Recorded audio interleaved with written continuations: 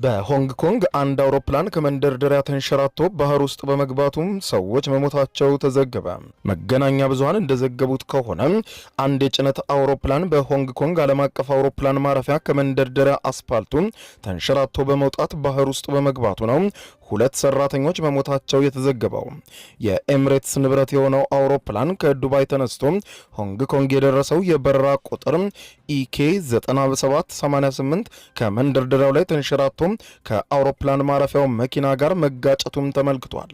በተሽከርካሪ ውስጥ የነበሩ ሁለት ሰዎች ሲሞቱ በአውሮፕላን ውስጥ የነበሩ 4 የበረራ አባላት ደግሞ ከአደጋው ተርፈዋል ተብሏል። ይህ ክስተት በሆንግ ኮንግ ዓለም አቀፍ አውሮፕላን ማረፊያ ከዓመታት በኋላ ከደረሱ የአቪዬሽን አደጋዎች መካከል አንዱ ሆኖ ተመዝግቧል። የከተማው ዓለም አቀፍ አውሮፕላን ማረፊያ መልካም የደህንነት ታሪክ እንዳለው የተገለጸው ቢቢሲ ባለስልጣናት አውሮፕላኑ በሚያርፍበት ወቅት የተፈጠረውን ክስተት ላይ ምርመራ እያደረጉ እንደሆነ ተዘግቧል።